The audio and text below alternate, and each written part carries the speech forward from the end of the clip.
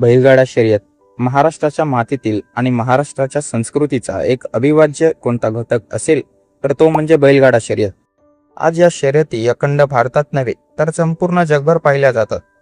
या क्षेत्राचा एकच नायक आहे, तो म्हणजे ज्याने संपूर्ण जगाला बैलगाडा शर्यतीचं वेड लावलं, असा बादशाह हिंदकेसरी बैलगाडा शर्यत क्षेत्रातील देव बकासूर. आज आपण जाणून घेणार आहोत या देवाचा इतिहास. आपण आधीच बकासूरच्या अगदी लहानपणापासूनच्या जीवन प्रवासाची व्हिडिओ आपल्या चॅनलवर टाकली आहे. तिला सुद्धा तुम्ही भरभरून प्रतिसाद द्या व या व्हिडिओला सुद्धा अखंड महाराष्ट्रभर पोहोचवा. या बैलगाडा क्षेत्रात प्रत्येक मालक येत असतो, तो म्हणजे हिंदकेसरी मैदानात आपल्या व आपल्या बैलाच्या कपालाला गुलाल लावण्यासाठी. प्रत्येक बैलगाडा मालकाचं स्वप्न असतं की आपला बैल हिंदकेसरी व्हावा. अखंड महाराष्ट्रातील सर्वात मोठं कोणतं बैलगाडा शर्यत मैदान असेल तर तो म्हणजे हिंदकेसरी मैदान. काही मोजक्याच मैदानांना हा मान दिलेला असतो आणि या हिंदकेसरी मैदानांचा कोण बादशाह असेल तर तो म्हणजे बकासूर. बस नाही, त्याच्या नावापुढे द्वादशम हिंदकेसरी किंवा बारम हिंदकेसरी लावतात.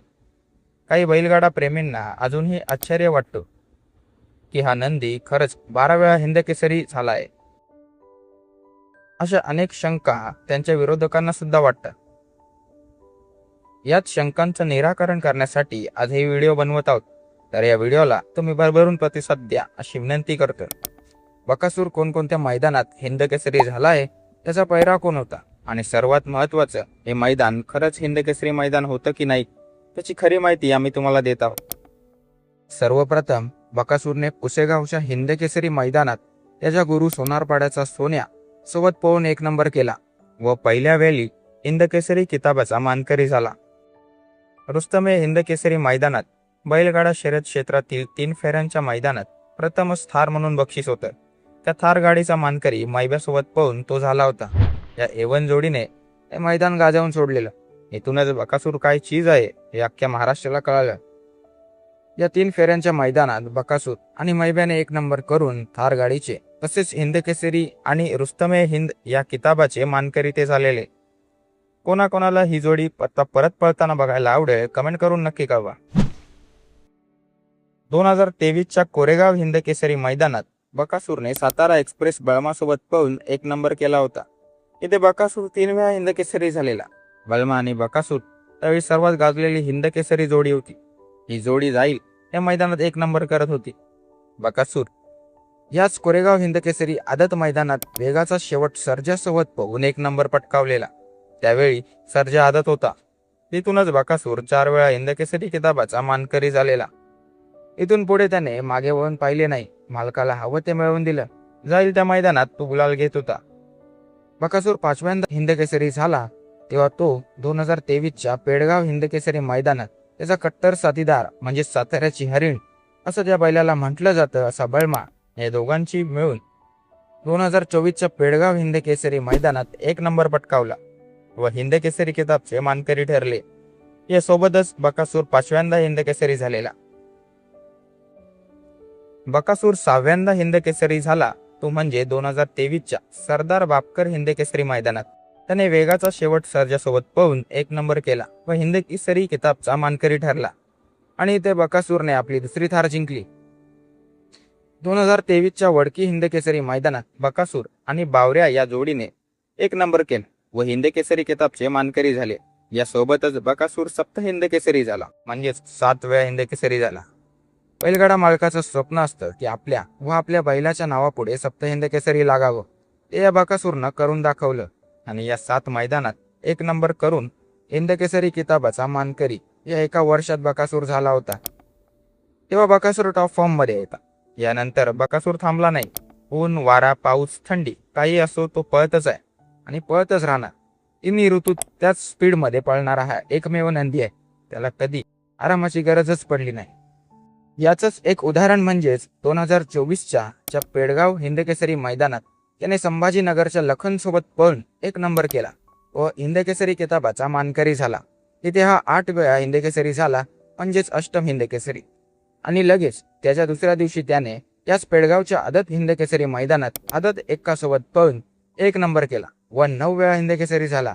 तो इथे सग 6 फेरे पळून आणि 24 तासात 2 वेळा हिंदकेसरी झाला. ही गोष्ट सामान्य नंदीला जमणारच नाही. खरंच हा नंदी देवाचं रूप आहे, जणू काही नंदीच्या रूपात अवतरलेला देव. 2024च्या पुसेगाव हिंदकेसरी मैदानात बकासूरने घोटच्या सर्जासोबत पळून फायनलला कडेने पळून 1 नंबर केलता. तो पण सट्टा निकाल घेतलेला, पण तिथे त्या गाडीला फॉल म्हणून निर्णय देण्यात आला. हा निर्णय तुम्हाला पटलेला का हे नक्की सांगा. पण काय पण म्हणा, या दोघांनीही हा मैदान गाजवून सोडलेला. या मैदानात बकासूर आणि घोटचा सर्जा हिंदकेसरी किताबाचे मानकरी झालेले. इथे बकासूर 10 वेळा हिंदकेसरी झाला, म्हणजेच दशम हिंदकेसरी. 2024 मध्ये आमदार हिंदकेसरी शिंदवणे मैदानात बकासूरने फाजिल सोबत पळून 1 नंबर केला व इथे तो ओरिजिनल दशम हिंदकेसरी झाला. 2025 मध्ये माळशिरस हिंदकेसरी मैदानात बकासूरने चिक्यासोबत पळून 1 नंबर केला व 11 वेळा हिंदकेसरी झाला. या मैदानाच्या आधी बकासूरचा थोडा वाईट काळ चालू होता. यामुळे अनेक लोकांनी व त्याच्या विरोधकांनी तो संपलाय, त्याला आता थांबवला पाहिजे असं काही जण म्हणत होते. पण बकासूरने साध्य करून दाखवलं की संपला तो बकासूर कुठला. या मैदानात बकासूरने त्याच्या साथीदार चिक्यासोबत पळून 1 नंबर केला. या जोडीने सलग 7 मैदानात 1 नंबर केला होता. अशी ही अपराजित जोडी होती. बकासूर यापुढेही थांबला नाही. त्याने 2025च्या विरकवाडी मैदानात भवानीसोबत पळून 1 नंबर केला व हिंदकेसरी किताबाचा मानकरी झाला. इथे बकासूर 12 वेळा हिंदकेसरी झाला. बकासूर आतापर्यंत 12 वेळा हिंदकेसरी झालाय, म्हणजेच द्वादशम हिंदकेसरी. आणि या 12 हिंदकेसरी मैदानात बकासूरने फक्त गुलाल घेतला नाही, तर या सर्व मैदानात तो 1 नंबर झालाय, म्हणजेच बकासूर ओरिजिनल द्वादशम हिंदकेसरी आहे. इतक्या वेळा हिंदकेसरी होणं हे एक सामान्य बैलाचं काम नाही, म्हणूनच तर हा देव अवतारी नंदी आहे. आता फक्त सर्व चाहत्यांचंच एकच स्वप्न आहे, तो म्हणजे बकासूरला डबल सप्त हिंदकेसरी बनताना बघायचं. त्याच्या मालकाचं व त्याच्या चाहत्यांचं हे स्वप्न तो नक्कीच पूर्ण करणार असा विश्वास या बकासूरवर आहे. असे किती हिंदकेसरी मैदान आहेत त्यामध्ये बकासूरवर अन्याय केला. अनेक निकाल त्याच्या विरोधात देण्यात आले. कधी कधी पळताना पब्लिक एकदम त्याच्या जवळ यायची, तर कधी पंच कमिटीने चुकीचे निर्णय दिले. तरी सुद्धा बकासूर आज 12 वेळा हिंदकेसरी आहे. बकासूरच्या नावावर हिंदकेसरी मैदानाचे एकूण 20 गुलाल आहेत.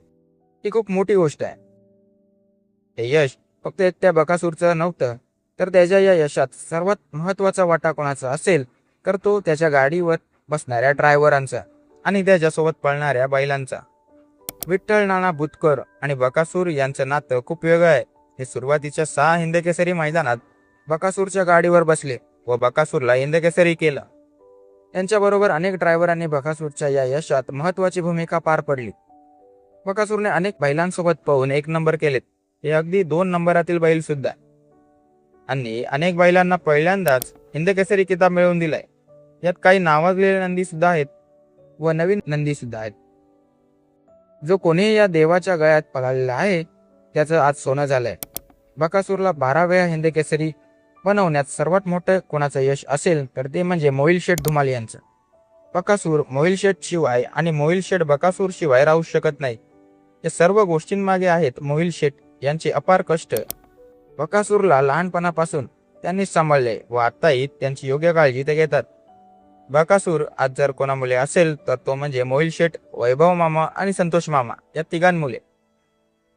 आदत वयापासून ते आतापर्यंत बकासूर टॉपलाच आहे.